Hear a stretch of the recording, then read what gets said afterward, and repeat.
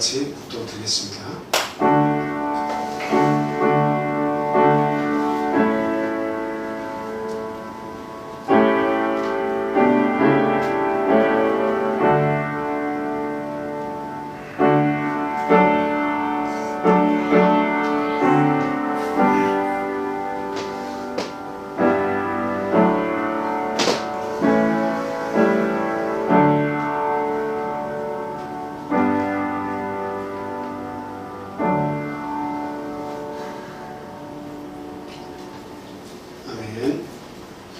예수 그리스도의 이름으로 안식일 전후 기도의 시간 갖겠습니다.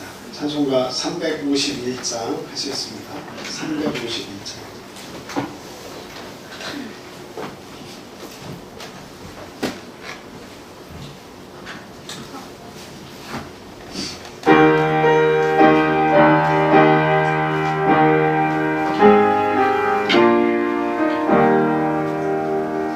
믿는 사람들은 주의 군사님 앞서가신 주를 따라갑시다. 우리 대장 예수 길을 들고서 적절하는 곳에 가신 것 보라.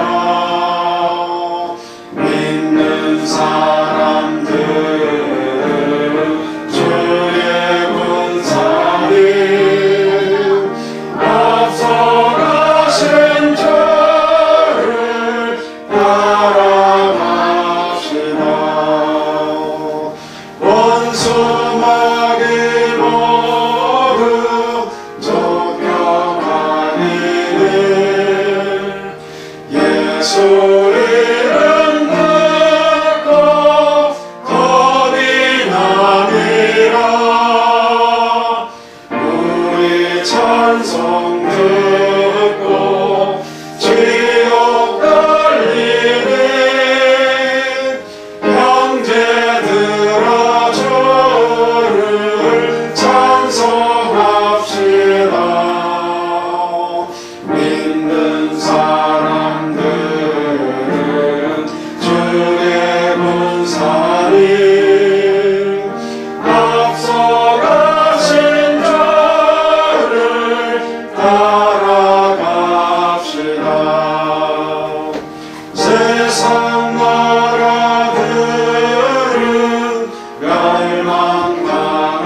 멸망당하나 예수 교회 영롱 왕성하리라. 마귀 원세감이 해치 못함은 주가 모든 교회 지키심이라.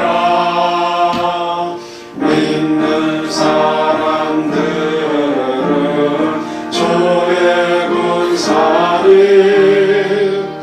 앞서가신 주를 따라갑시다. 백성들아 서서 함께 모여서 우리 모두 함께 깨가 부르세. 영원토록 영광 권세 찬송은 우리 임금 주께 돌려보내세. 믿는 사람들은 주의 군사님 앞서가신 주를 따라갑시다.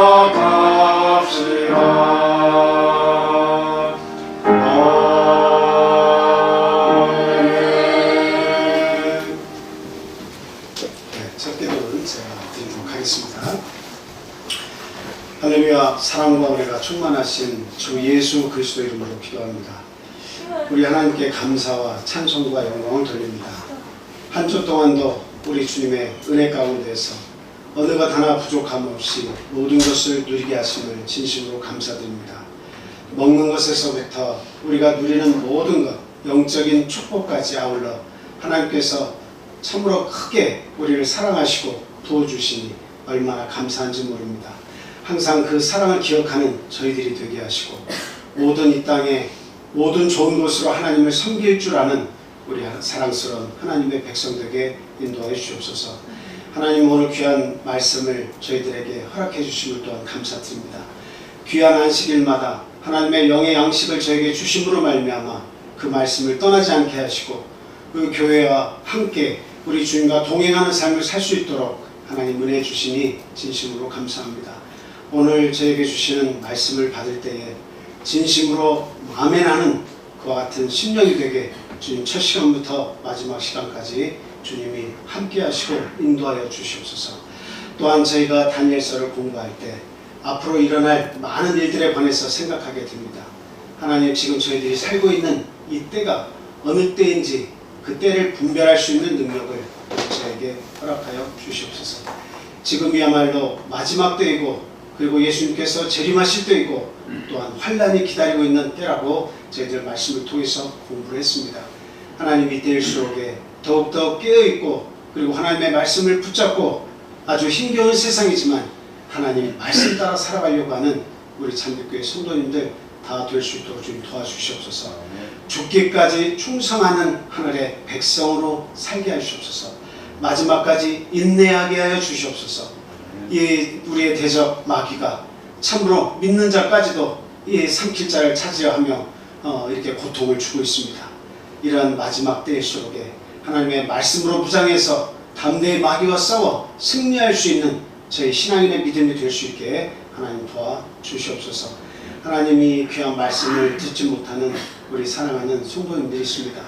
그리고 우리의 사랑스러운 가족들이 있고 우리가 사랑하는 이웃들이 있습니다. 하나님, 하나님의 말씀을 들을 수 있는 많은 기회들을 허락하여 주옵소서.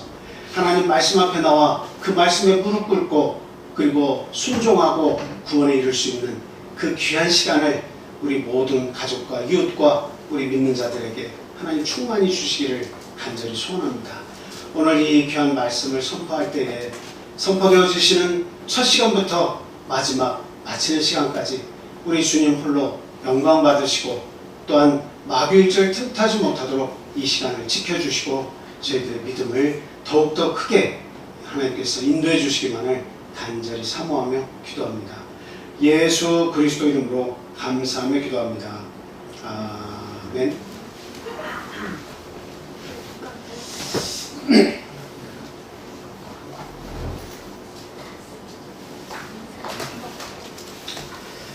예수 그리스도 이름으로 하나님 말씀 전하겠습니다. 다니엘서 12장 1절에서 4절 말씀 먼저 보도록 하겠습니다.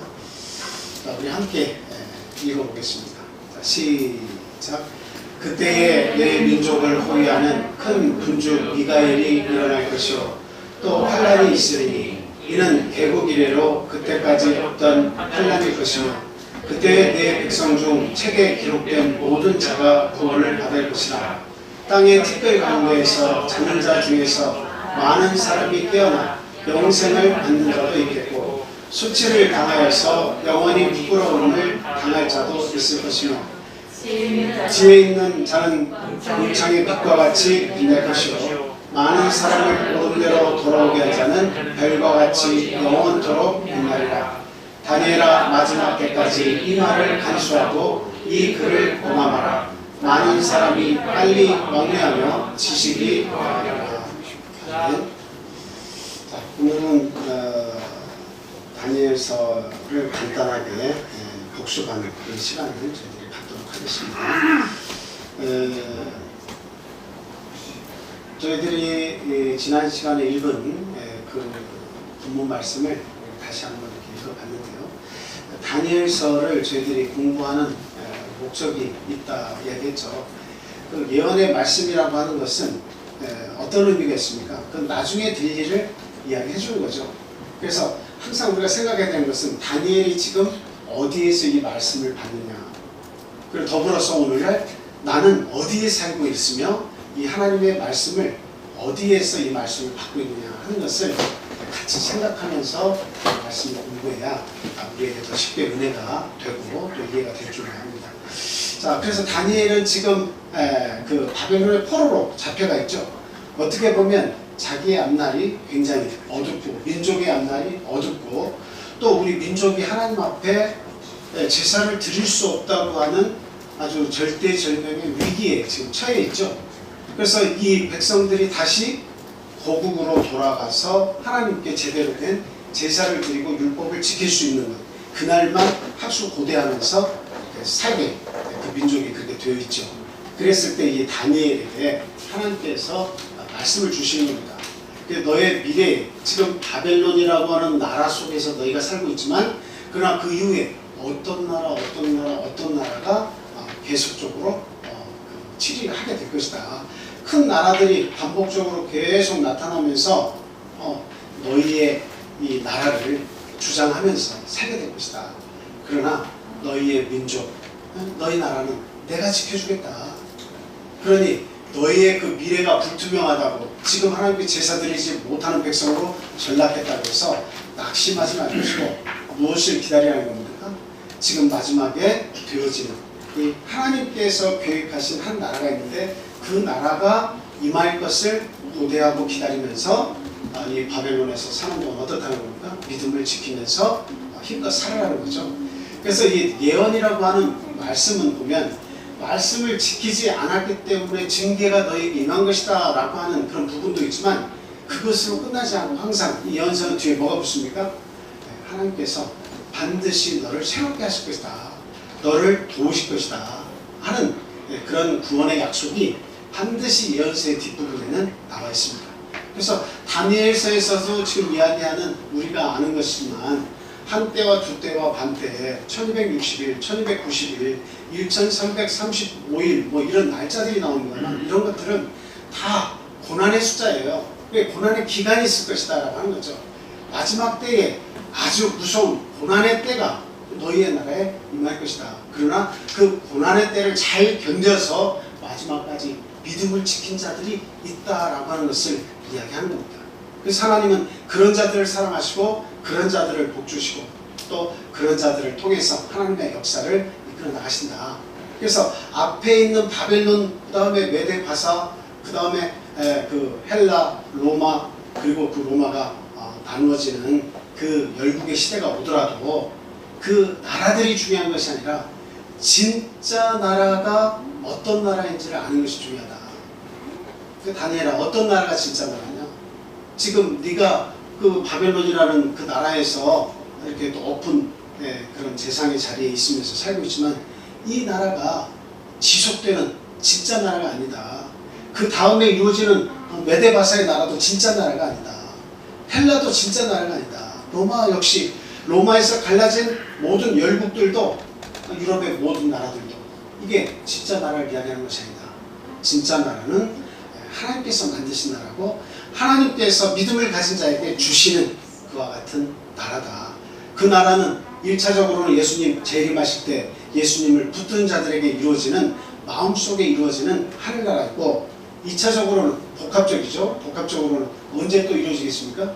예수님께서 재림하실 때 그 마지막까지 그 대환란을 참아서 예수님의 재림 때에 그 믿음을 지켰던 사람, 그리고 그 앞서서 믿음을 지켰다가 먼저 죽은 사람들, 이러한 사람들에게 하나님께서 주시는 영원한 천국, 그 나라를 이렇게 하나님께서 만드신 나라다, 이렇게 말씀을 드릴 수가 있습니다. 그래서 다니엘아, 이 마지막 때까지 이 말씀을 지키고 이 말씀 가운데서 살 수 있도록 힘을 내라 라고 하는 말씀으로 이 다니엘서를 주셨다라고 하는 거죠. 오늘 이 글을 읽는 저희들도 어느 시대에 살고 있냐 하는 것을 우리가 생각을 해야 돼요. 다니엘도 바벨론이라고 하는 큰 제국 속에 살았지만 우리들도 어때요? 우리들도 한 나라의 이름 아래 우리들도 큰 나라 안에서 이렇게 모든 것을 호화스럽게 잘 누리면서 살고 있죠. 근데 이 나라가 진짜 나라라고 생각해서는 안 돼요. 내 마음도 빼앗기고 내 시간과 열정도 이 나라에 다 빼앗기면 안 됩니다. 진짜 나라는 어떤 나라라고 지금 얘기하고 있는가요? 우리가 지금 살고 있는 이 나라, 그리고 앞으로 우리 얼마 살지 모르겠지만 또 다른 나라에서 어떤 큰 제국들이 나타나서 통합을 시키고, 그리고 참 전체주의가 또 될 수도 있고 어떤 고난을 받을 수도 있을 그런 일들이 있을지 모르겠지만, 그러한 큰 힘을 가진 나라가 우리 앞에 앞으로 나타난다 할지라도 이 나라가 진짜 나라가 아니다. 그 나라는 우리의 마음속에 예수 그리스도께서 주인이 되시는 그 나라가 진짜 나라고, 그 믿음을 지켜서 우리 예수님 재림하실 때까지 그 믿음을 지켜서 하나님 나라, 영원한 나라에 가야 되는 것, 그 나라가 우리가 정말 가야 될 나라고 우리가 지향해야 될 나라다라고 하는 것을 우리 다니엘서를 통해서 이렇게 그 깨달음을 얻게 되는 것입니다. 자, 그러면 이 다니엘서는 이렇게 막 저희들이 어렵다라고 하는 부분이 있는데, 그 어려운 것은 생각하지 마시고 대략 여기에서 어떤 내용을 얘기하고 싶어하나 하는 것만 우리가 중점적으로 이렇게 보고 넘어가도록 하겠습니다. 다니엘서는 2장과 7장이 굉장히 중요한 장이에요. 그리고 다니엘서는 이 11장이 또한 굉장히 중요한 장입니다. 그리고 12장은 마지막 때에 관한 얘기예요. 마지막 때에 관한 것을 어떻게 알 수가 있습니까? 생명책이라고 하는 단어가 나오죠. 생명책은 계시록에도 나오고 여기에도 나옵니다. 이 생명책은 마지막 심판을 위해서 하나님께서 거기에다가 구원받은 자들을 기록해 놓은 그와 같은 책입니다. 그리고 뭐 책 얘기하니까 잠시 이야기하면, 그 생명책 외에도 책들이 있는데 그 책들은 뭘 얘기하는 거예요? 행위의 책들이 있습니다. 그래서 그 마지막에 구원받지 못할 자들이나 구원받을 자들이나 행위의 책들에는 다 그 자기가 산 모든 행위들이 다 기록이 되어 있어요. 그래서 그 행위들을 기록한 책들을 보면 내가 아니라고 부인할 수가 없게끔 모든 것이 다 기록이 되어 있습니다. 그런데 이제 어떤 사람만 구원받아요? 그 행위의 책을 보고 판단하겠죠. 우리 어린 양 예수 그리스도께서 심판하실 때 우리 모두가 그 앞에 있으면 거기에 생명책에 기록된 자들, 그들만 하나님께서 구원하십니다. 우리 예수님께서 구원하시는 거죠. 자, 그래서 저와 여러분들은 이 생명의 그 책에, 생명책에 기록된 우리의 이름들, 물과 성령으로 거듭나서 하나님의 자녀가 됐다는 것은 우리가 이 생명책에 기록됐다는 거 아니겠습니까? 그런데 그 물과 성령으로 거듭났다고 해서 내 구원이 유지되는 건 아니에요. 우리가 즉각적으로 구원받는 것이 있지만 그 구원을 내가 하루 이틀 살고 죽는 것이 아니라 몇십 년 동안 살다가 또 하나님 앞에 기다렸다가 가야 되잖아요. 그 기간이 남아있기 때문에 우리는 이 구원을, 소중한 구원을 유지해 나가야 된다라고 하는 거죠. 그래서 이 구원의 유지를 잘해서 마지막까지 죽도록 충성해서 생명의 면류관을 받기까지 예수님을 배반하지 않고 교회를 떠나지 않고 하나님 말씀 안에서 산 자들은 이 생명의 책에서 절대 제한을 받지 않죠. 흐려지지 않는다는 거예요. 그런데 우리가 어떤 환난을 만나고 어떤 어려움을 직면할 때마다 우리가 흔들려서 믿음이 자꾸 나약해지면 생명책에 기록된 우리의 이름들이 어떻게 되겠습니까? 농명된 우리의 이름이 자꾸 흐려지는 겁니다. 흐려지는 거죠. 그럴 때마다 계시록에서는 뭐라고 이야기하고 있습니까? 너의 두루마기를 깨끗이 씻으라고 그렇게 이야기하고 있죠. 그래서 두루마기를 빠는 자는 복이 있다고 이야기하는 것은 그거예요. 내 구원을 자꾸 유지해 나가려고 애를 써야 된다는 거예요. 어떠한 노력도 없이, 애를 쓰는 것도 없이 그냥 물 흘러가는 대로, 그러니까 내 신앙이 어디로 가는지도 잘 모르고 그냥 우리가 1년 믿었던 5년 믿었던 10년 믿었던 그냥 별 어떤 차등이 없이 그냥 되는 대로 살아가자 하고 살아가는 사람들은 어떨 염려가 있는 사람들입니까? 결국 이 생명책에서 이름이 흐려져 가고 있는 그러한 상황일 수도 모른다 하는 것을 우리가 분명히 다니엘서를 통해서 우리가 이렇게 생각을 해봐야겠다 하는 말씀을 드립니다. 자, 먼저 우리 그 2장에 있는 그 말씀, 그리고 7장에 있는 말씀을 같이 그림을 통해서 한번 생각을 해보겠습니다. 자, 그림을 먼저 첫 번째 거 한번 띄워주세요. 자, 여기 그림을 한번 잘 보시면 이 한 신상이 이렇게 나와 있죠. 자, 이 신상이 2장에 나와 있는 느부갓네살왕이 꿈에 본 신상입니다. 근데 어거지로 그냥 어때요? 어거지로 그냥 모두 다 죽이려고 했었죠. 어거지로 다 죽이려고 했습니다. 그리고 내가 꾼 꿈이 뭐냐? 근데 다니엘은 하나님께서 지각을 주셔가지고 그 꿈을 이렇게 보여줬을 뿐만 아니라 그 꿈을 해몽까지 이렇게 해줬습니다. 자, 그 내용이 무엇이냐? 한번 저 머리부터 한번 보세요. 자, 머리는 뭘로 되어 있어요? 금으로 되어 있습니다. 그 나라는 어떤 나라를 지금 이야기하는 겁니까? 지금 그 바벨론, 느부갓네살 왕이 치리하고 있는 바벨론 왕의 나라를 이야기하고 있죠. 그래서 바벨론입니다. 근데 지금 그 바벨론 다음에 나타날 그 색깔이 은색깔인데 저것은 어느 나라를 이야기하고 있다고요? 그 나라는 메데 바사라고 하는 나라입니다. 그러니까 그냥 쉽게 얘기하면 페르시아 이렇게 얘기합니다. 뭐 메데도 있고 바사 왕국도 있는데 여러 작은 나라들이 통합해서 서로 왕이 이렇게 있잖아요. 근데 나중에 바사 쪽이 더 큰 힘을 얻어가지고 전체적인 그 메데 페르시아 용 전체를 다 장악을 합니다. 그래서 페르시아 이렇게 얘기를 하고 있죠. 자, 근데 그 은은 페르시아 나라를 의미합니다. 그래서 왕이 치리하고 난 느부갓네살 왕 이후의 나라가 나타나는데 그 큰 나라는 바로 메데 바사 페르시아 나라가 될 것이다 라고 하는 것이 저 그림의 뜻이죠. 자, 그 다음에 세 번째는 금, 은, 동이 이렇게 되어 있는데 그 동은 어떤 나라를 의미한다고요? 아주 큰 나라가 나타나는데 아주 그 땅을 넓힌 나라가 나타나죠. 그 큰 왕이 나타나서 그 나라를 큰 넓은 땅을 지배하는데 알렉산더 대왕을 이야기합니다. 근데 이 알렉산더 대왕이 20세 왕이 돼가지고 10년 동안에 모든 제국 그 나라를 모두 키웠어요. 그리고 나선 얼마 못 살고 그 33살 짧은 나이에 이렇게 죽게 됩니다. 그 왕이 죽었을 때의 그 헬라 제국의 그 장군이 있죠. 그 네 장군이 각각 그 나라를 4분 4개로 나누어서 그 나라를 차지하게 됩니다. 그게 이제 바로 헬라 제국입니다. 그 다음에 이제 그 헬라 제국의 그 다음 저기 다리를 보시면 알겠지만 철로 되어 있죠. 이 철은 굉장히 큰 나라면서 세상의 모든 나라를 다 제패했다고 성경은 이야기하고 있습니다. 그와 같이 아주 강철과 같이 아주 단단한 그런 무서운 나라가 나타날 것인데 그것은 바로 어떤 나라예요? 로마를 이야기하고 있습니다. 자, 저기 뭐 다리가 둘이니까 우리가 생각할 수 있는 것은 뭐 동로마, 서로마 이렇게까지도 조금 확장해서 생각을 할 수가 있겠습니다. 자, 이와 같이 아주 왕성한 힘을 가진 철도 씹어먹을 수 있는 큰 나라가 강성한 나라가 로마가 나타나는데 그 로마 역시도 동로마, 서로마로 나뉘어졌다가 마지막에는 철과 진흙이라고 하는 그 발목 밑에는 철과 그 진흙으로 되어 있다 이렇게 얘기했죠.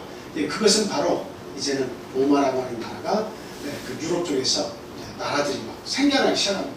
그래서 여러 나라들이 생겨날 것을 그렇게 환상을 통해서 느부갓네살의 그 꿈속에서 하나님께서 그 환상을 주셔가지고 그것을 다니엘이 예언하게 됩니다. 자, 이제 지금 그 그림을 보셨는데 이제 다시 위로 올라가셔가지고 옆에 있는 다니엘 7장에서 얘기하는 것과 같이 한번 생각해 보겠습니다. 다니엘서 7장에서 보니까 저기에는 사자가 나왔죠.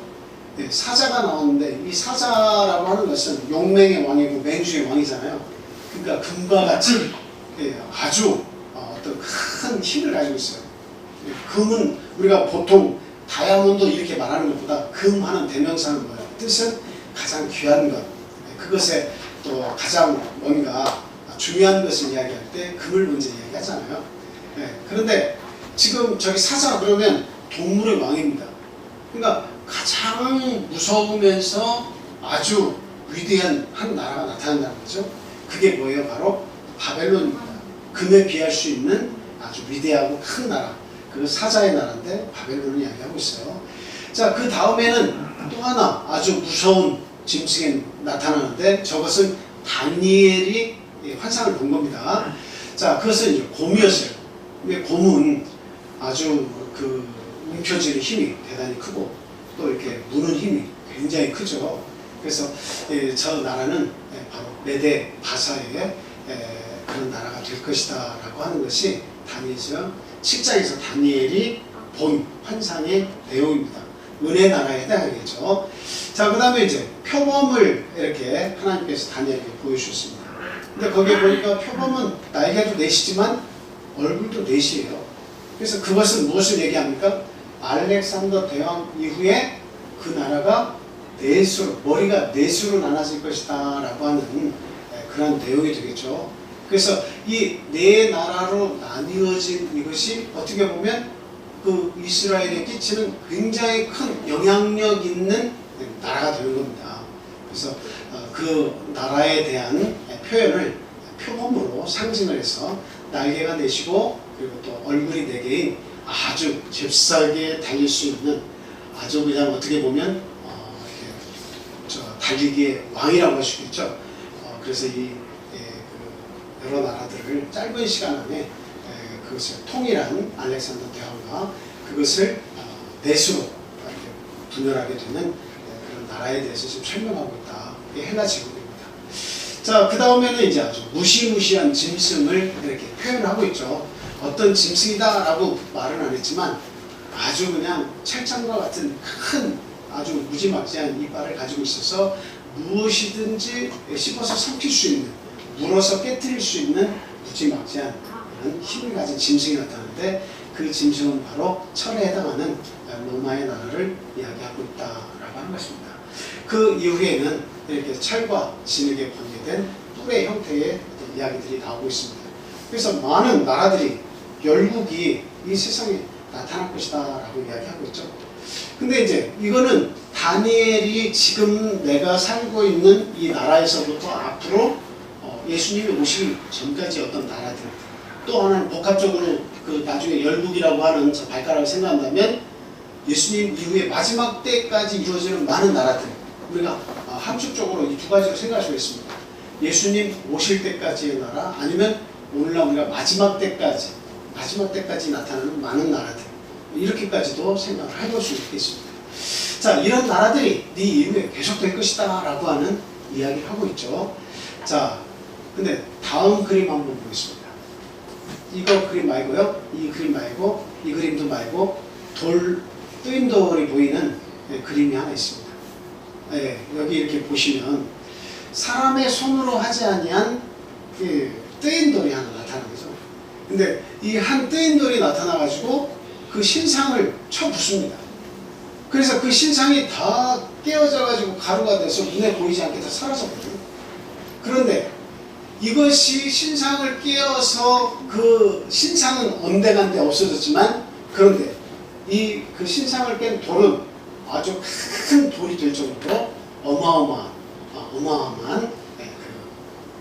큰 돌을 무더기를 만듭니다. 온 세상에 가득 찰 정도로 큰 돌무더기를 만들죠. 어떤 성경에서는, 현대인의 성경이니까 거기에서 보면 큰 바위를 만들었다, 큰 바위가 되었다라고 설명을 하고 있어요. 그래서 결국에는 그 말씀이 뭐냐면 신상이 얘기하는 온갖 역사적으로 나타날 모든 나라들은 다 무너진다. 결과적으로 다 무너지게 돼 있다. 아무리 강력한 제국을 만들었어도 또다시 다른 제국이 일어나서 또 그들을 무너뜨리고, 이 역사 속에서 나라라고 하는 것은 아주 형편없는 것이다.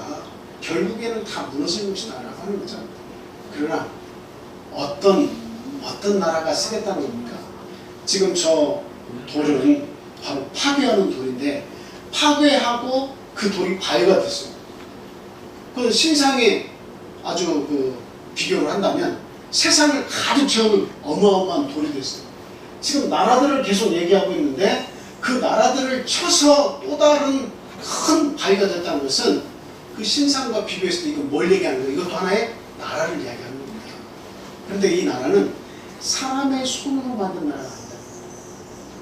우리 건국의 아버지, 각 나라마다 누군가가 정말 그 자기의 목숨을 던져서 그 나라의 독립을 쟁취하거나 또 나라를 이루는 그런 일들을 해서 그 나라가 심지어 시작이 되잖아요.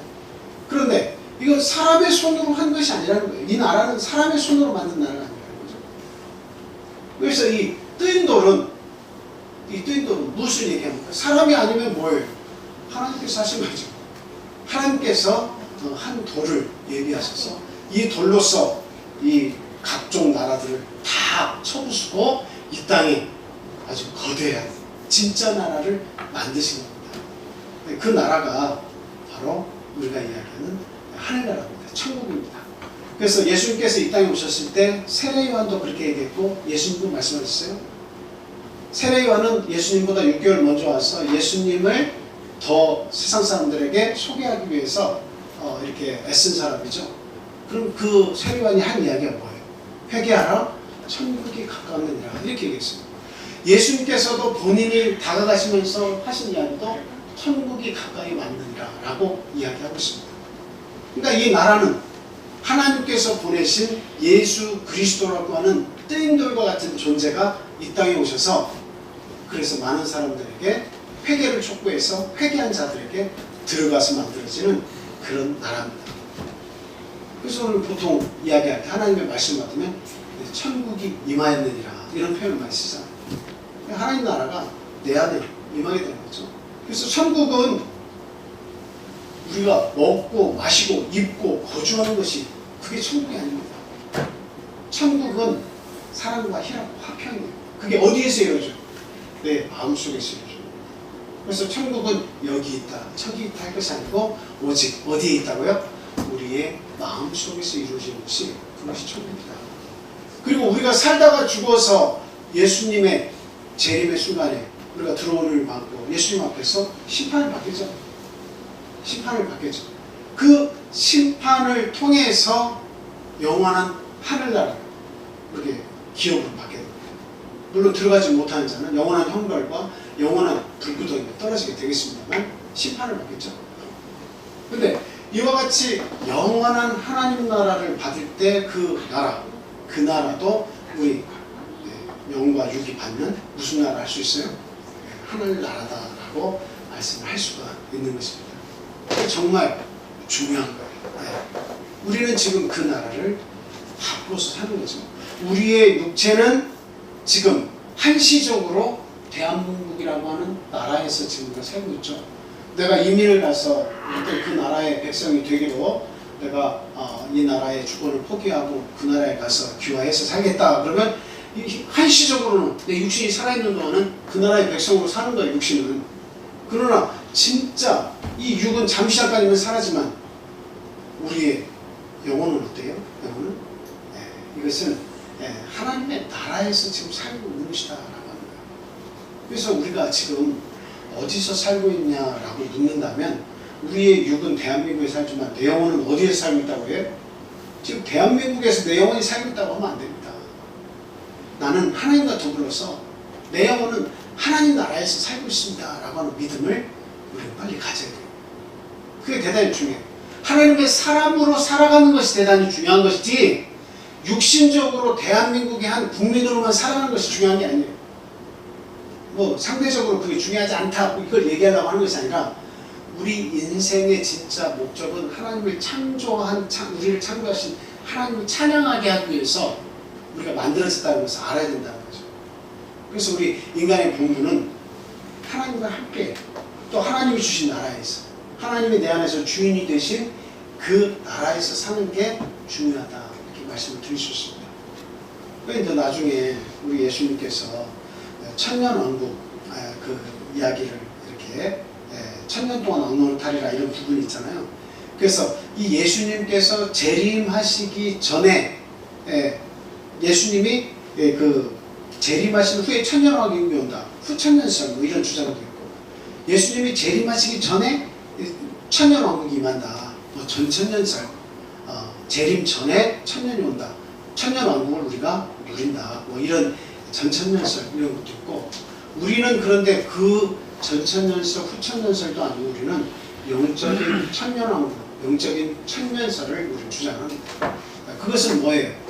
앞으로 천년 동안 어떤 왕국이 임해가지고 이 믿는 자들이 뭔가 힘을 펴면 고개를 펴고 사는 천년왕국이 따라오는 것이 아니다. 언제가 영적인 천년왕국입니까? 예수 그리스도께서 왕노릇 하시는 그때, 그리고 예수 그리스도와 연합해서 내가 믿음으로 사는 그때가 우리는 천년왕국이라고 보시면 됩니다. 그거는 내가 왕이 돼서 예수님이 또 내 안에서 왕이 되셔서 그분과 함께 살아가는 것을 우리는 영적인 천년왕국이다 이야기하는 거예요. 그래서 언제 우리는 천년왕국이 우리에게 임합니까? 물과 성령으로 거듭이 나서 하나님 자녀가 딱 되는 그 시점부터 우리는 영적으로 천년왕국이 우리에게 도래했고 그 천년왕국을 살아가는 거예요. 그래서 우리 하나님의 백성은, 거듭난 하나님의 백성은 내 속에서 누가 주인이 되어야 마땅합니까? 하나님께서 왕이 되어야 마땅합니다. 하나님께서 왕이 되셔서 만들어 가시는 나라가 이게 진짜 천년왕국이에요. 그 천년 동안이라고 하는 것은 일시적인 그 나라를 이야기하고 있는 거예요.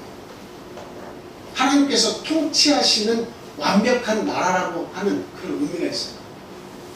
그래서 우리가 그것을 제대로 깨닫지 못하면 아직도 천년왕국을 어떻게 생각하고 기다리겠습니까? 육적인 천년왕국이 곧 임할 것이다 라고 생각하고 오는 거예요.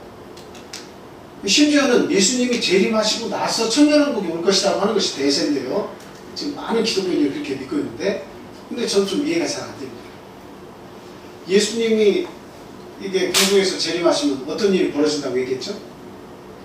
두 사람이 밭을 갈다가 한 사람은 데려감을 당했고, 그리고 또 두 사람이 맷돌 갈다가 한 사람은 데려감을 당했고, 한 사람은 그대로 있다고 얘기했죠. 그것은 어떤 마지막 때에 이러한 일이 있겠다라고 얘기하는 거죠. 그러면 두 사람이 차를 가다가, 아니면 네 사람이 차를 타고 가다가 이런 역사가 어느 맷돌 갈 때만 일어나는 게 아니라 전 지구적으로 그런 일들이 일어나는 겁니다. 네. 그런데 하나님의 백성들은 어떻게 해요? 생명체에 기록된 백성들은 공중에서 우리 주님을 맞이하게 될 것이다. 예수님 재림하는 동시에 다 올라가서 주님을 맞이하게 됩니다. 근데 예수님 재림하고 나서 1000년 동안 우리가 이 지상에 내려와서 또다시 내려와가지고 여기서 지상에서 천년왕국을 또 살아야 된다는 것은 제가 볼 때는 의미가 없습니다. 의미가 없어요. 신랑이 와서 그 잔치에 참여하게 되면 모든 것이 이제 마지막 끝나는 거예요. 우리가 지금 기다리는 것은 신랑이에요. 근데 영원한 천국으로 가기 전에 그 천년이 무엇이 중요한가? 올라가서 공중에서 재림을 맞이했다가 지상으로 다시 내려와서 천년왕국을 살 때, 그때는 예수님이 왕이 되시니까 이 지상에서 다른 살아있는 많은 사람들은, 아까 못 올라갔던 사람들은 어떻게 했습니까? 가슴을 치면서 그 두려움과 고통 속에서 심판을 기다리면서 1000년 동안 또 산다는 걸 생각해 보세요. 그러니까 그걸 생각할 때 이 지상에 내려와서 1000년 동안 왕노릇 한다는 대단히 뿌듯한 얘기겠죠. 근데 대부분의 사람들은 그렇게 생각을 하고 이 땅에서 1000년 동안 왕노릇 할 것이라고 이렇게 생각을 합니다. 그런데 한번 여러분들이 기도하면서 곰곰이 생각해 보세요.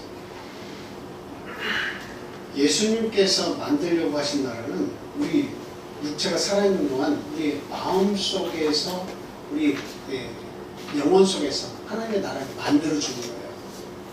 그래서 회개하라고 얘기하죠. 회개하라. 천국이 가까웁니다. 회개하면 천국이 우리에게 오는 거예요. 그 천국을 내가 소유하면 우리 주님께서 내 안에서 주인이 되셔서 왕노릇 하시는 거예요. 예수님이 왕노릇 하시는 거예요. 믿음을 가진 자들은 예수님이 나의 주인으로 고백하고 그렇게 믿음 생활을 하는 거예요. 아직까지 세상이 내 주인이고 재물이 내 주인이라고 생각하고 살아가는 사람은 잘못된 믿음이죠. 누가 주인이에요? 사실은 예수님이 주인이에요. 예수님이 주인 돼서 그 왕국을 이끌어 가시는 동안 우리는 그 영적인 천년 왕국이라고 하는 내 마음속에서 내가 살아있는 동안에 그 예수님이 주인 돼서 통치하시면서 이루시는 모든 기쁨과 감사함을 누리면서 살게 되는 겁니다. 우리가 생각할 때 예수님 재림 전에 천년왕국이 온다, 예수님 재림 후에 천년왕국이 온다, 이런 육적인 천년왕국을 우리들이 기다리고 있는데, 제가 볼 때는 여러분들이 한번 생각을 해보세요. 지금 이렇게 예수님 더불어서 하나님의 나라가 내 안에 만들어졌는데 그 나라를 천년왕국이 또 와가지고 천년 동안 육적으로 천년왕국을 살다가 예수님 재림하셨을 때 올라간다.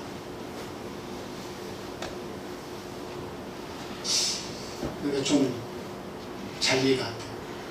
그러니까 대환란이 있다가 대환란을 견뎌서 천년왕국을 누린 다음에 예수님이 재림하신다. 근데 재림 때는 뭐도 있어요? 두 사람이 맷돌 가다가 이 사건이 있죠. 두 사람이 맷돌 간다는 것은 누구와 누가 함께 살아가는 거예요. 믿는 백성과 믿지 않는 백성이 함께 살아가는 거예요. 근데 육적인 천년왕국 예수님께서 통치하시면 철저히 뭔가 그 나라에 바운다리가 있을 텐데 지금 두 사람이 맷돌 갈고 두 사람이 밭에서 갈고 있다가 한 사람은 가고 한 사람은 남아있다는 것은 같이 공존하면서 믿음과 믿음이 없는 사람이 함께 살아가는 걸 얘기하잖아요. 근데 그렇게 살면서 예수님이 육적으로 통치해 주실 그 나라의 바운다리는 도대체 이 세상 사람들과 함께 섞여 살다가 천년 후에 섞여서 천년 동안 하나님이 특별히 보호하시고 살다가 예수님 재림하실 때 거기서 골라져서 올라가는 것인가.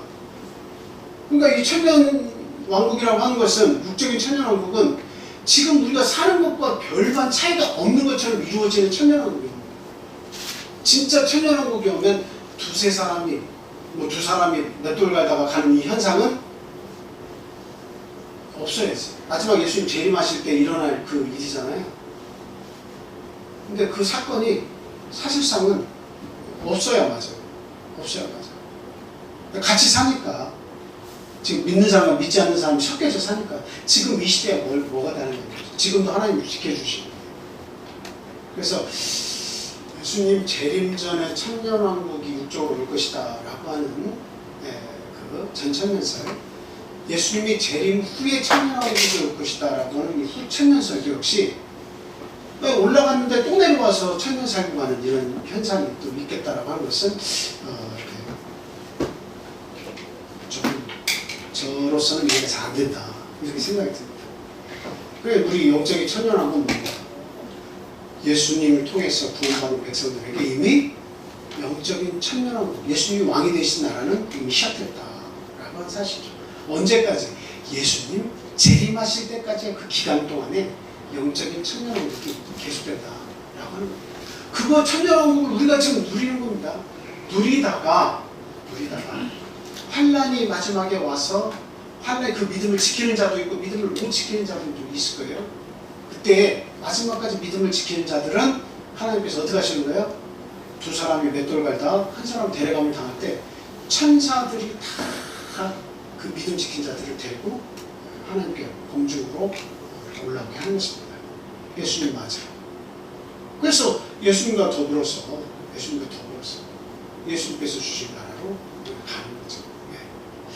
참 이런 생각을 할 때 참 이 땅에서 우리가 여러 가지 환난도 당하고 어려움도 당하고 참 어떻게 보면 참 누리지 못하는 많은 부분들을 안타까우면서 살지라도 참 우리 예수님께서 지금도 우리와 왕노릇 하시면서 그 천국을 우리 마음 가운데 주셨지만 모든 것을 다 이겨낼 수 있는 그 힘을 주셨지만 정말 중요한 영원한 천국을 우리 믿는 자들에게 이렇게 참 주신다고 하는 생각을 하면 마음속에 믿음을 가지길 너무 잘했다. 정말 그 영원한 하나님 나라에서 둘째 사망, 영원한 불꽃에 들어가는 것이 둘째 사망이죠. 첫 번째 사망은 누구에게도 오는 똑같은 한 번 죽으면 오는 죽음이고, 둘째 사망은 심판 이후에 영원토록 불꽃에서 나오지 못하는 것을, 불못에서 못 나오는 것을 둘째 사망이라고 하고 있습니다. 그래서 이 둘째 사망의 해를 받지 않게 하나님께서 우리를 인도해 줄 것이다 하는 겁니다. 얼마나 감사한 일입니까? 우리는 그것 때문에라도 우리 주님을 버릴 수가 없고 교회를 떠날 수 없고 하나님의 말씀을 저버릴 수가 없다라고 하는 사실입니다. 자, 우리 그림 한번 하나 더 보여주시겠습니까? 자, 그 다음 그림 한번 보겠습니다. 그래서 영원한 하나님의 나라가 저 하나님의 그 손으로 만들어진 한 그 돌이 바로 예수 그리스도를 얘기하죠. 그 뜨인 돌이 모든 나라를 쳐서 결과적으로는 뭐만 남겠다는 거예요? 큰 바위가 돼서 하나님의 나라가 진짜 나라인 걸 증명하고 그 나라가 마지막에 남겠다라고 하는 것을 이야기하고 있습니다. 자, 그래서 역사적으로 쭉 우리가 보는 부분까지는 역사적으로 다 이루어졌죠. 그 저 열 나라가 마지막 때의 열 나라라고 우리가 복합적으로 이해할 수도 있다고 얘기했습니다. 그렇죠. 그래서 우리가 눈으로 이해한 로마 시대에 분열된 나라가 있는 그 역사 속의 그 나라까지라고 생각할 수도 있겠지만 마지막 때의 그 세상의 모든 열국, 그 열국도 다 포함할 수 있다. 저 그림은 이렇게 이해하실 수도 있어요. 어쨌든 그래서 이 예수 그리스도께서 그 나라들을 모두 쳐가지고 다 무너지게 하시고 마지막에는 우리 예수님이 왕이 되시는 그 나라를 우리에게 주실 것이다 하는 말씀이죠. 다음 그림 한번 보겠습니다. 자, 이 그림에서 이제 우리가 생각을 한번 해봐야 됩니다. 자, 신상의 그림 하나 더 있죠? 그거 좀 보여주세요. 자, 여기 그림을 좀 확대해 줘 보세요. 자, 저기 빨간 글씨로 뭐라고 되어 있습니까? You are here. 그 말이 뭐예요? You are here라고 한 뜻이 뭐예요? 너는 지금 어디 있느냐? 너는 지금 여기에 있다라고 하는 거예요. 네. 너는 지금 여기에 있다. 다니엘은 지금 저기 어디에 있습니까? 금의 나라, 바벨론, 은혜 나라, 메데 바사. 그 나라까지 지금 다니엘은 거기에서 지금 살고 있죠. 가게에 살았어요. 거기서 살았어요. 환상을 볼 때 거기 살았습니다. 그런데 지금 그 환상의 마지막에 발가락이 다 나누어져서 열국이 형성이 돼요. 앞에 있는 나라들은 하나씩 다 없어지면서 이제 세상에 많은 나라들이 생겨났다는 거죠. 열 발가락이 상징하는 거죠. 자, 거기에는 철과 흙이 섞여 있는 걸 봐서 강한 나라와 강하지 않은 나라들이 함께 섞여서 나라를 이루고 산다는 거죠. 자, 그래서 오늘 다니엘서를 공부할 때 핵심이 뭐냐면 바로 이거예요. 넌 지금 어디 있냐라고 하는 거예요. 너는 지금 어디 있냐? 너는 지금 발가락 이 시대에 네가 살고 있다. 이렇게 얘기하는 겁니다. 발가락 이 시대에 너희가 살고 있다. 물론 로마가 나중에 분열이 돼서 그 나라에 살고 있던 사람들을 얘기할 수 있다고 얘기했죠. 또 하나 우리들도 교훈을 얻어야 되는데 우리에게 주신 이 다니엘서의 말씀을 통해서 그럼 너는 어디 있냐라고 묻는 거예요. 우리는 지금 열국의 시대에 있다라고 하는 겁니다. 근데 열국의 시대에 있지만 바벨론이나 메데바사나 이런 나라들과 비교해서 볼 때는 사실 그 영광이라고 하는 것은 이렇게 단순 비교는 할 수 없지만 뭐 단순히 뭘 가졌냐라고 비교하면 지금 나라 훨씬 잘 사는 거죠. 미국과 같은 나라 얼마나 잘 사는 거예요. 우리 나라만 하더라도 얼마나 잘 사요. 근데 그 영광이라고 하는 것을 한번 생각해 보면 이 바빌론의 영광과 오늘날에 우리가 누리는 영광은 너무너무 다른 거예요. 단순 비교해서는 안 돼요. 그런데 지금 우리가 지금 발가락과 같은 발의 위치에서 마지막 때에 우리가 살고 있다는 거죠. 저희 얘기는 마지막 때에 살고 있다라고 하는 것을 이야기하는 거예요. 우리가 있는 것은 마지막 때에 살고 있다. 그래서 이 다니엘서에서 이 마지막 때는 뭘 또 얘기하는 겁니까? 환난의 때라고 지금 얘기하는 거예요. 환난의 때. 무너지기 일보 직전이잖아요. 그죠? 여러분, 마지막 때라고 하는 것은 어떤 의미가 있어요? 마지막 때. 기회가 점점 줄어들고 있다. 그런 뜻입니다. 내가 뭔가를 붙잡을 수 있는 그 기회가 점점 줄어들고 있다. 마지막이 딱 오고 나면 행동을 취할 수가 없어요. 마음먹은 대로 갑자기 돌변해서 뭔가를 할 수가 없어요. 그냥 죽음이 오든 그냥 꼼짝 말하고 오는 거예요. 그 마지막 때라고 하는 것은 대단히 두려운 거예요. 그러면 지금이야말로 마지막이 가까이 오고 있다고 하는 하나님의 말씀을 지금 받고 있는 이 시점이야말로 얼마나 중요한 시기인가 하는 것을 우리가 알아야 돼요. 얼마나 중요한 시기인가. 이때는 방향을 바꿀 수가 있는 거예요. 방향을 바꿀 수가 있어. 나의 영혼을 위해서, 내 신앙을 위해서 되돌아볼 수 있는 기회가 돼요. 하나님을 붙잡을 수 있는 그 기회가 우리에게 얼마나 내가 손을 내밀면 받을 수 있는 기회가 얼마나 귀한가 하는 것을 알 수 있는 그런 때라는 거죠. 또 이때는 환란이 이제 임하기 시작하면 그 환란 속에서 믿지 않는 자들은 다 쓰러지지만 무화과 나무의 열매가 대풍에서 막 우수수하고 떨어지는 것처럼 마지막 때에 그 대환란이 임하면 우리 믿는다고 하는 것도 그때가 닿을 수 있어요. 막 떨어져. 대풍에 큰 바람이 다 떨어지는 것처럼 믿음이 있었던 것처럼 보였던 사람들도 막 다 떨어져. 그래서 이 대환란이 찾아온다고 하는 것은 두 부류의 사람을 만든다고 지난 시간에 얘기했죠. 오히려 더 세게 붙잡는 믿음의 사람이 나타나는가 하면 아주 막 그런 환란이 와서 믿는 자들이 떠나가고 하나님 배반하고 하나님 말씀 버리고 교회를 떠나가는 일들이 일어나면, 그리고 또 그 헬라 제국을 이렇게 막 헬라화를 추진했던 그 안티오코스 4세 에피파네스 얘기했죠. 이런 사람들이 무지막지하게 율법을 지키고 제사를 드리려고 하는 사람들을 무지막지하게 죽였다고 얘기했잖아요. 그때 그 헬라 제국을 빨리 받아들여서 그 문화를 받아들여서 내가 하나님 믿는 백성의 물을 빼고 그렇게 동요된 자들이 얼마나 많이 나타났다고 얘기했습니까? 그런 자들이 나타나는 거예요. 그러니까 마지막 때의 무리들 가운데서도 어떤 사람들의 불과 나타날 수 있는데요. 환란이 오면 믿음을 버리고 배반하는 자들이 많이 나타나는 거예요. 내가 예수님 믿어서 무슨 영화를 보겠다고 내가 이렇게 많은 시간과 열정을 내가 여기에다 소비했지? 이렇게 생각하는 사람들이 나타나는 거예요. 그런데 그 마지막 때의 환란을 보면서 몸소 체험하면서 두려움이 임하지만 그것이 믿는 자들에게 또 어떻게 역사하는 자들이 나타나는 겁니까? 죽기 살기로 또 믿음에 있어서 싸우는 자들이 나타나는 거예요. 그런 사람들이 나타나는 겁니다. 그래서 이 환란, 대환란이 나타난다는 것은 그 하나님의 백성과 또 쭉정이, 알곡과 쭉정이를 갈라내는 그와 같은 역할을 하는 때가 온다라고 하는 거죠. 그리고 이 마지막 때는 우리가 잘 알고 있지만 이 다니엘이 볼 때의 마지막, 세상의 마지막을 어느 시점으로 봤는지는 정확히는 모르겠습니다. 로마 이후에 그 나라가 분열했던, 동로마 서로마 이후에 그 나라가 분열했던 때까지로 본 것인지 아니면 이 세상 마지막으로 본 것인지 그것이 정확히 잘 모르겠어요. 그러나 이 세상 마지막이라고 우리가 한번 생각을 해봅시다. 그 마지막 때가 되면 누가 오시는 거예요? 예수님의 재림이 있습니다.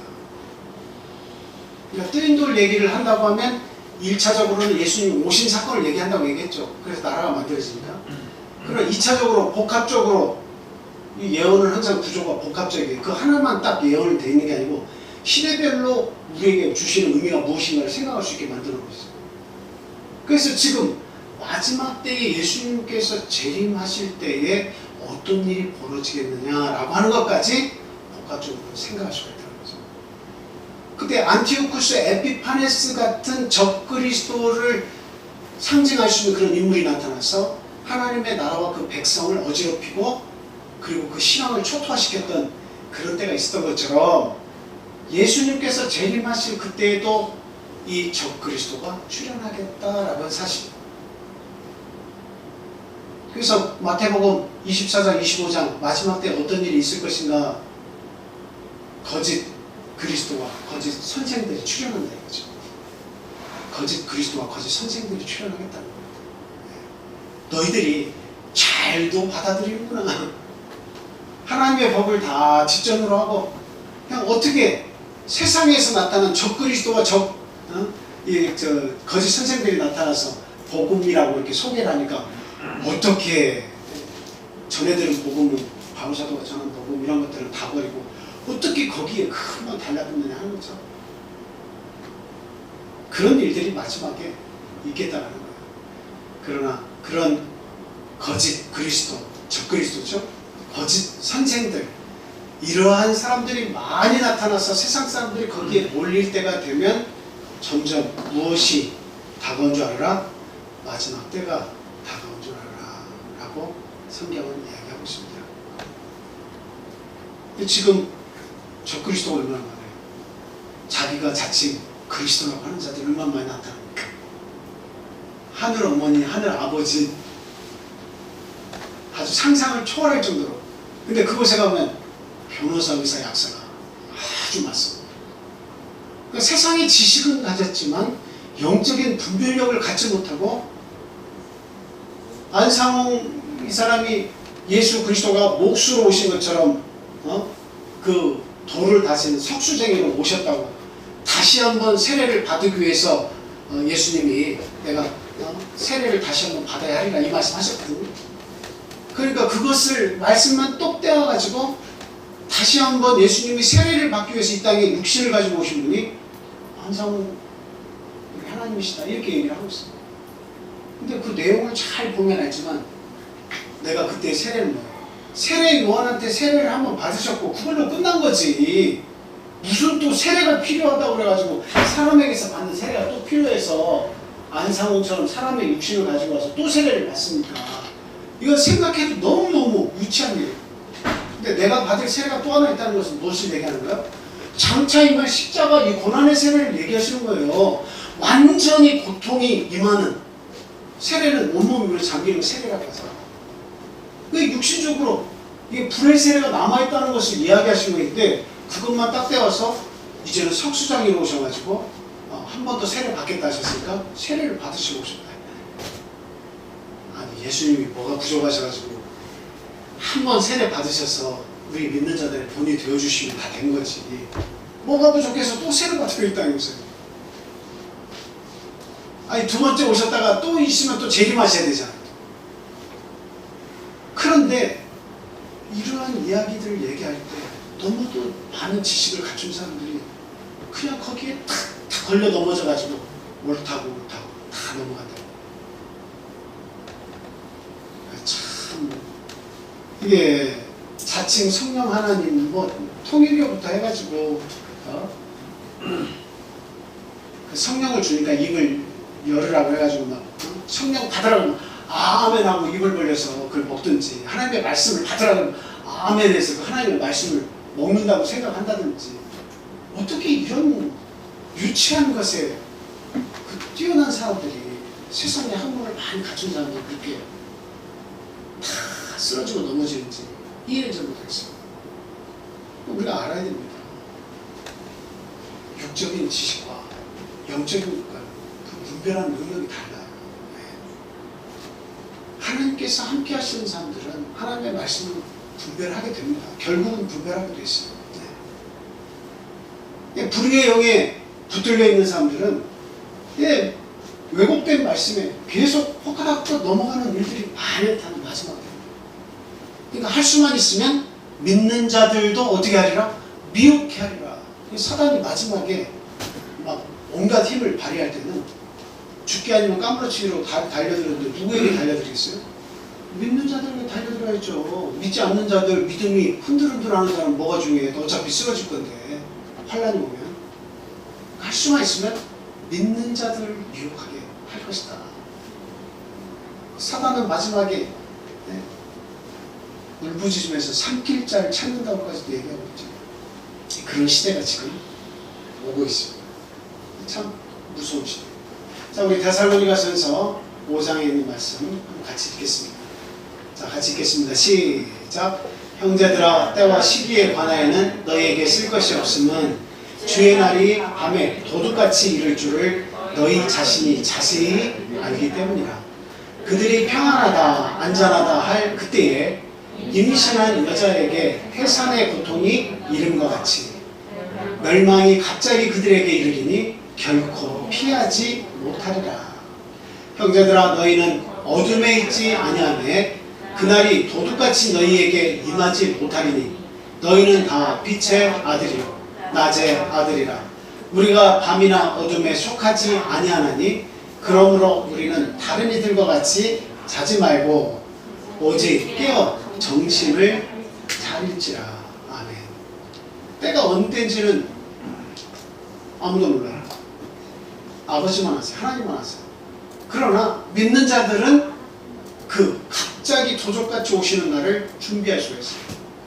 왜 그래요? 우리는 빛의 자녀이기 때문에 하나님의 말씀 붙들고 살아가니까 갑자기 온다 할지라도 넘어지지 않는 거예요.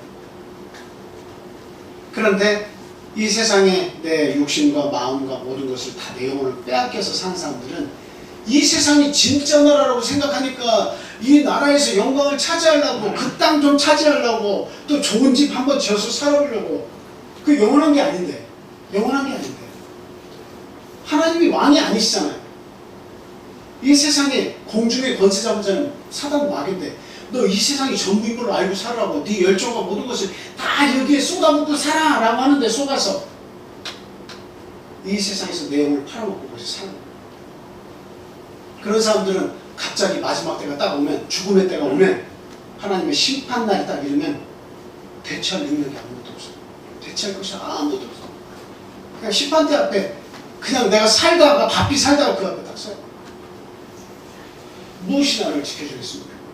내가 하나님을 시인해야 그날의 마지막 때에도 하나님께서 우리를 위해서 시인해 주신다고 했는데 네가 나를 부인하였으니 내가 마지막 때 내가 너도 부인하겠다라고 하는 것이 하나님 뜻 아닙니까? 당연한 거예요. 그래서 오늘날 저와 여러분들이 이 시대가 어떤 때냐라고 하는 것을 알고 살아야 한다.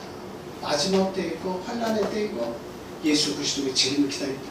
예수님의 재림은 딴 거 얘기하는 게 아니라 심판주로 오신다. 믿는 자들은 상급을 기대하지만 믿지 않는 자들은 영원한 저주의 곳으로 심판을 받아 가게 되겠다라고 하는 사실. 이 말씀을 우리가 깨어서 받아들일 수 있어야겠습니다. 그냥 흘러가는 말씀과 같이 이렇게 듣다가 마지막 때가 돼서 내가 죽음에 이르렀을 때 하나님의 말씀 하나 붙잡지 못하고 있었어요. 그냥 이런 날이 오겠다 오겠다 하는 말은 들었지만 이런 날일 줄이야 하고 후회해서는 안 된다라고 하는 거예요. 그래서 우리와 우리의 자녀와 우리 후손이 정말 믿음 안에서 사는 것을 복으로 얘기해야 됩니다. 이 세상 나라는 잠깐이야. 다 무너져. 때가 가면 다 무너져. 그러나 하나님의 나라는 영원히 살아요. 그 나라의 백성으로 우리가 사는 것이 너무너무 중요하다는 거예요. 자, 그래서 이 다니엘서는 이제 마지막에 다니엘에게 이야기합니다. 이 말씀을 봉함하고 이 말씀을 잘 간수해라 라고 얘기하는 거예요. 다니엘에게만 해당하는 이야기가 아니라 오늘날 저와 여러분에게 해당하는 이야기예요. 오늘날 하나님의 말씀을 여러분들 소중하게 생각하고 간수를 잘해야 됩니다. 하나님의 말씀대로 살아가려고 애를 써야 됩니다. 그런 자를 하나님께서 보호하신 거예요. 자, 그래서 이 다니엘서를 통해서 우리가 다 마치는 이 시점에서 과연 우리는 어떻게 살아야 되냐? 어떻게 살아야 되냐? 어떻게 살아야 된다고 이야기했습니까? 절대 예수님과 동행하셔야 됩니다. 예수님이 왕이시기 때문에 왕의 소리를 들으려고 애를 써야 돼요. 내가 거듭나서 하나님을 나의 주인과 왕으로 모셨으면 하나님의 말씀에 귀 기울 줄 알아야 돼요. 그리고 그 말씀에 순종하려고 애를 써야 됩니다. 어떻게 살아가는 것이 옳은지는 왕께서 가르쳐 주시는 거예요. 내가 기도할 때 하나님 말씀을 읽을 때 아주 마음에 찡하게 아주 진한 감동이 오는 그런 역사 속에서 하나님께서 살아계신 하나님을 인식하게 되고 그 말씀 붙잡을 때 고난에서 이기게 하시는 거예요. 그래서 위경이 찾아올 때 하나님은 뭘 보내셔서 우리를 위경에서 건지신다고 얘기했습니까? 말씀을 보내셔서 위경에서 우리를 건지시는도다라고 얘기하고 있잖아요. 하나님 말씀 떠나서는 안 돼요.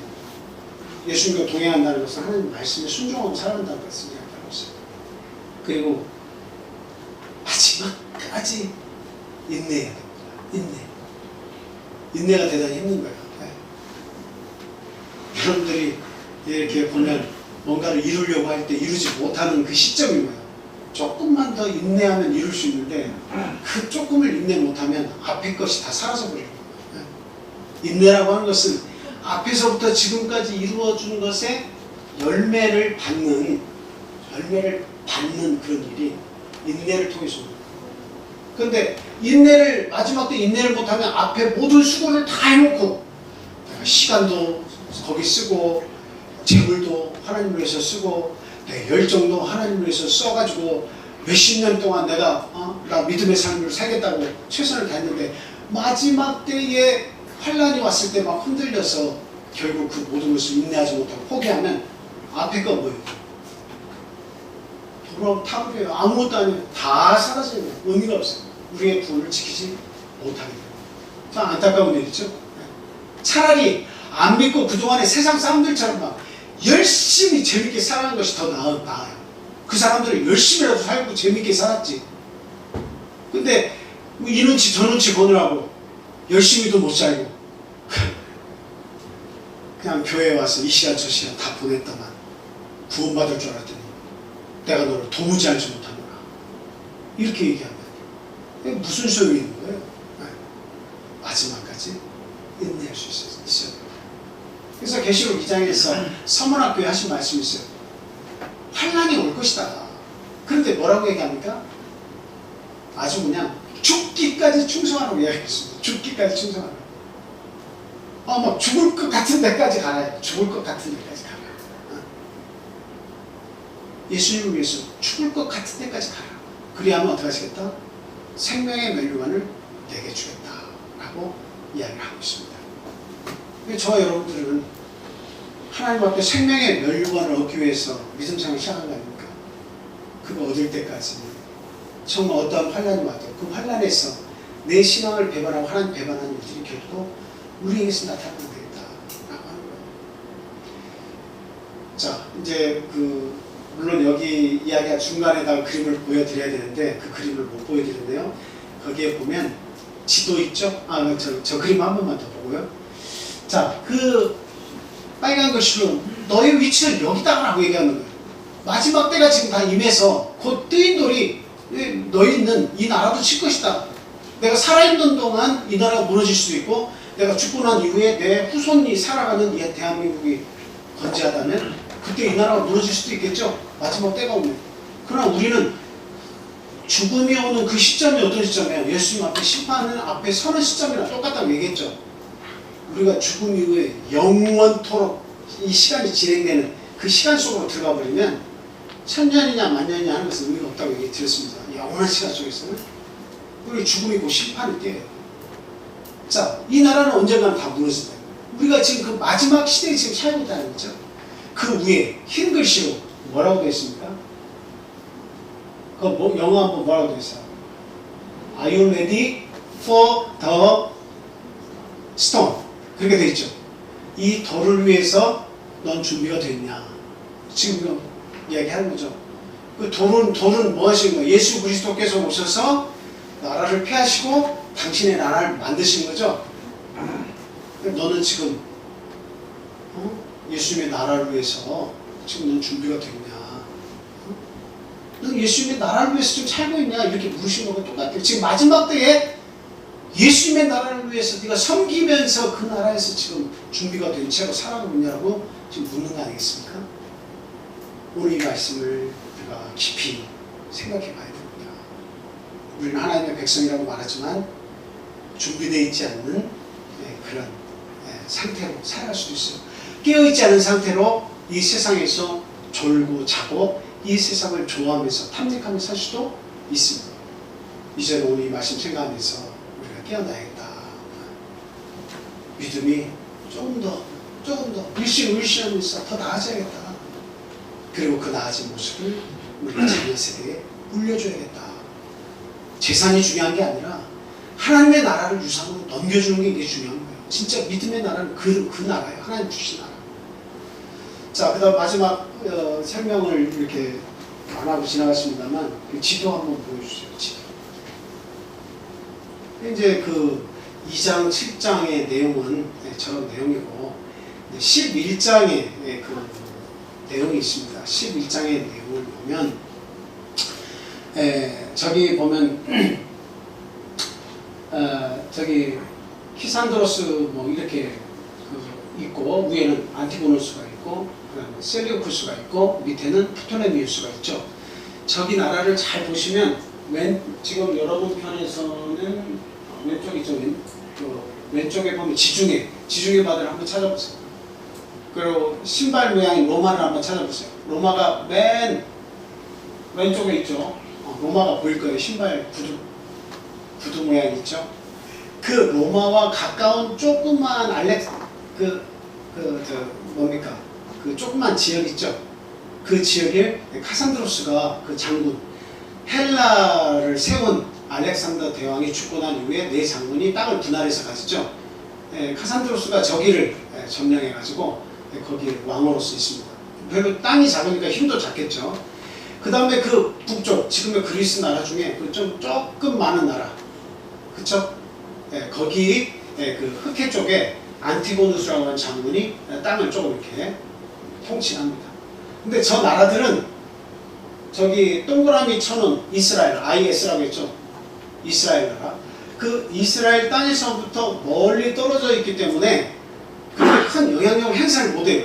그리고 나라 자체가 힘이 없기 때문에 영향력을 행사를 잘 못해요.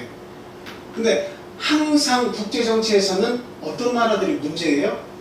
내 나라와 붙어있는 나라들이 문제예요. 내 나라와 붙어있는 나라들이 문제예요.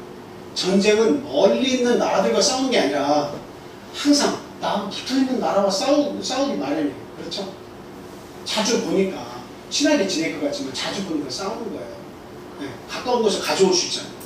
자, 그래서 그 북쪽을 보세요. 북쪽의 그 땅이 굉장히 그 아시아 지역의 땅을 굉장히 많이 가지고 있죠. 소아시아 지역부터 해서. 저 땅이 우리가 이야기하는 북방 나라를 이야기하는 거예요. 그래서 저기에 셀류쿠스 왕조가 저기 만들어집니다. 셀류쿠스 장군이 만든 그 나라가 셀류쿠스 왕조예요.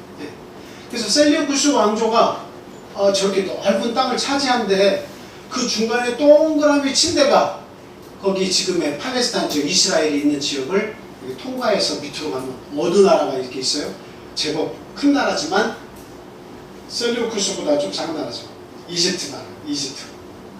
거기가 프톨레미가 만든 프톨레미 왕조가 저기에 만들어져 있는 겁니다. 그 애국, 밑에는 애국 중심의 그런 나라라고 볼 수가 있고, 그다음 저 북쪽은 시리아를 위주로 한 그런 큰 땅덩어리라고 이야기하면 됩니다. 그래서 시리아와 애국 사이에서의 끼인 나라가 바로 이스라엘 나라. 그래서 북방왕과 남방왕은 어디를 항상 전쟁하려면 어디를 왔다 갔다 해야 돼요?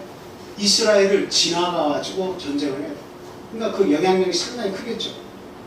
그래서 우리가 지금 그 셀루쿠스 왕조와 남쪽의 프톨레미오스 이 왕조 사이에 잦은 이런 그 전쟁이 있으면서 그 전쟁의 여파로 끊임없이 이스라엘 나라가 이렇게 고난을 받았다. 그래서 그 중에 우리가 딴 사람은 다 기억을 못해도 누구를 꼭 기억해야 된다? 안티오쿠스 4세 에피파네스라고 하는 이 인물은 기억을 해야 한다.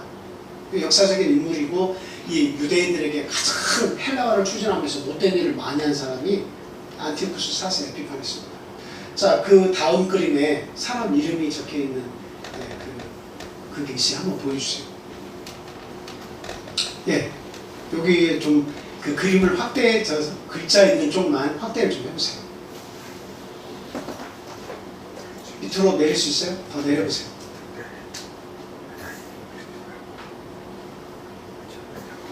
확대가 돼요?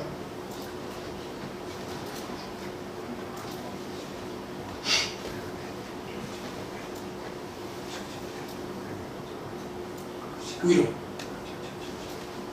이게 최대이거죠. 자, 여기를 잘 보시면 녹색은 북방왕이라고 되어 있죠. 그리고 저 노란색은 남방왕 이렇게 되어 있습니다.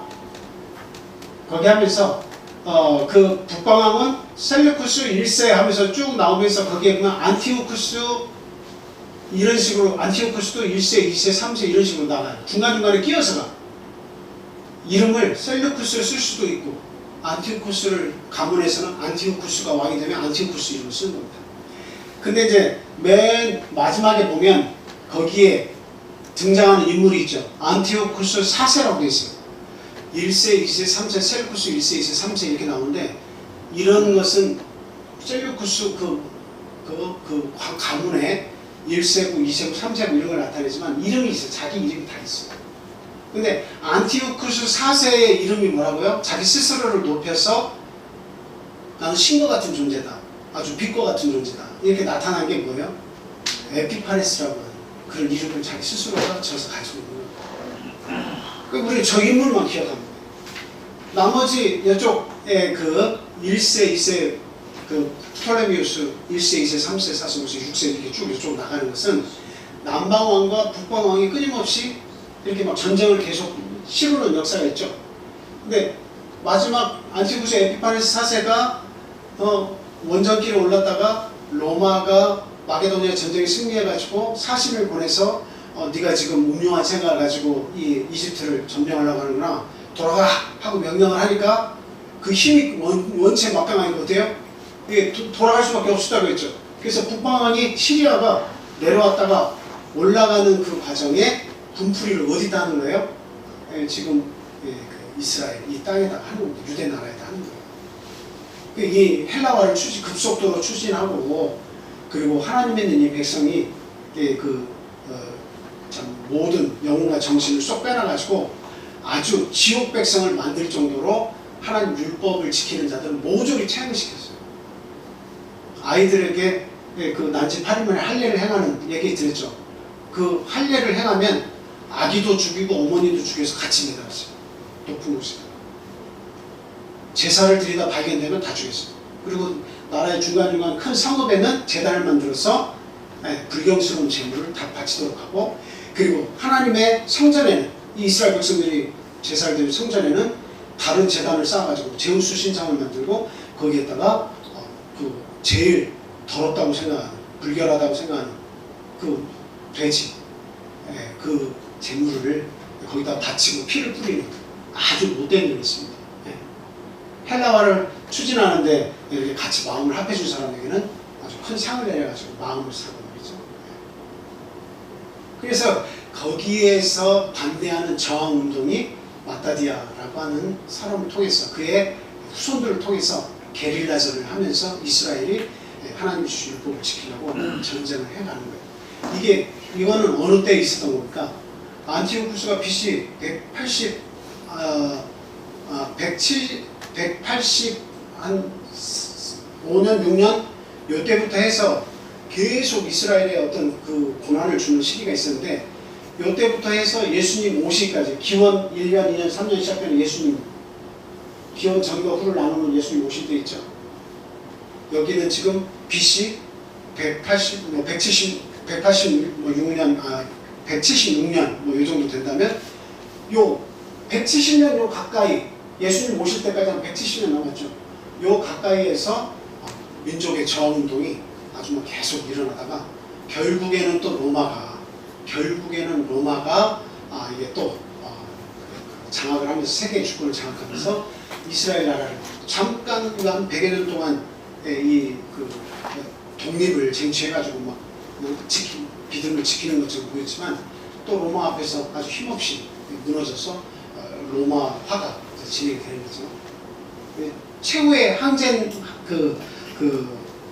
항전을 했던 곳, 그것이 이제 저희들이 이스라엘에 가면, 성지순례에 가면 마사다라고 하는 그 지역에 큰 산처럼 되어 있는 요새가 있습니다.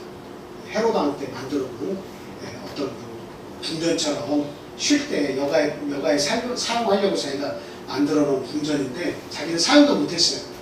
근데 이스라엘 백성들이 마따디아와 그 후손과 그 게릴라전을 했던 그 사람들 계속 나왔잖아요.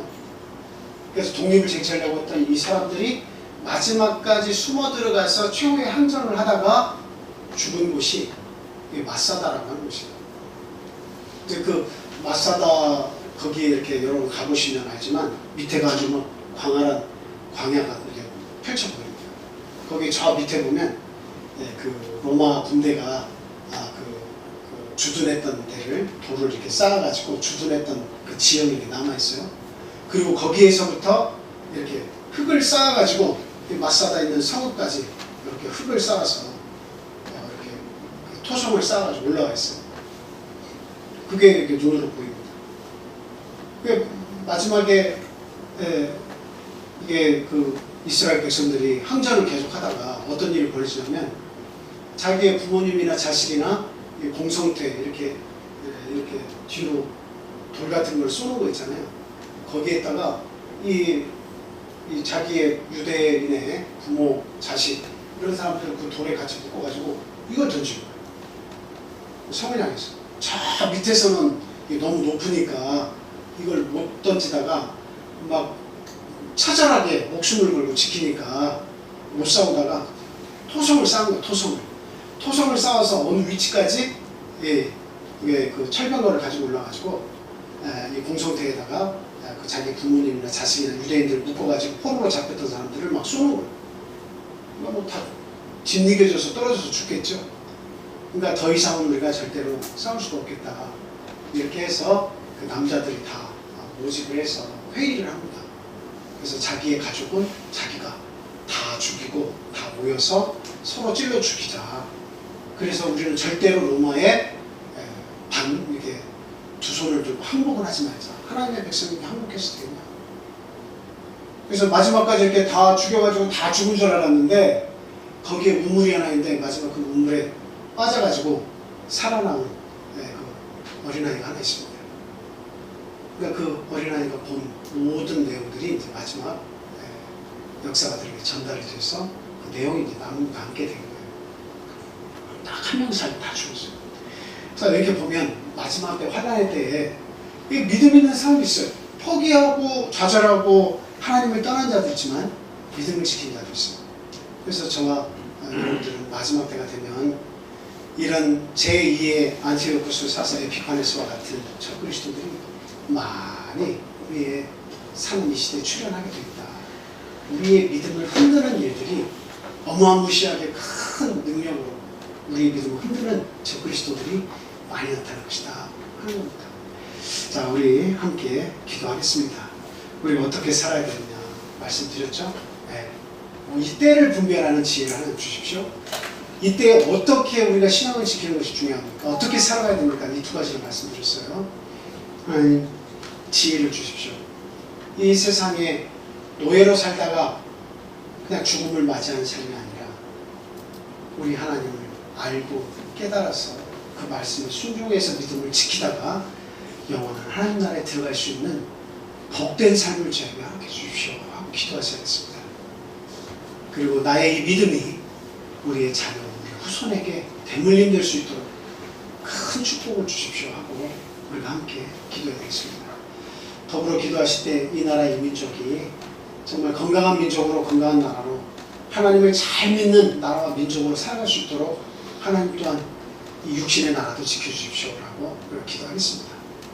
그리고 또 참 코로나 때문에 여러 가지로 저희들이 믿음적으로 여러 가지 많이 나약해진 것이 사실인데요. 하나님의 백성을 이 애굽의 10가지 재앙으로부터 보호해 주셨던 것처럼 지금의 재앙으로부터 하나님의 백성을 하나님 구분하시고 하나님 지켜주십시오. 혹 우리가 그 재앙을 받는다 할지라도 그래도 그 재앙 속에서 굳건히 싸워서 승리할 수 있도록 하나님 건강과 믿음을 주십시오. 우리 또 기도하겠습니다. 지금 우리 린다림 자매님께서 이렇게 바이러스가 이렇게 침입을 해서 귀에 어지럼증이 이렇게 많이 있는 모양이에요. 그래서 또 이제 전주에 큰병원에도 가보신다 하는데 참 그 건강을 허락해 주시라고 함께 기도해 주시기 바랍니다. 우리 초관사님께서는 지금 이렇게 또 아스트라제네카를 마셨죠. 마셨는데 지금 몸살이 상당히 심하신 것 같아요. 그래서 참 오늘 내일 이렇게 많이 힘드실 것 같습니다. 위해서 이렇게 참 빨리 완쾌해 주시라고 기도해 주시길 부탁을 드립니다. 그리고 어린아이 두는 가정, 또 연로하신 집사님과 우리 부모님 가정, 그리고 하나님을 이렇게 찾고 있는 구도자들, 믿음의 뿌리를 내린 그 세신자들 가정 기억하시고 함께 기도해 주시고 또 멀리 떠나 있는 우리 믿음의 가족 어디 있든지 함께 해 주시라고 또 같이 기도하겠습니다.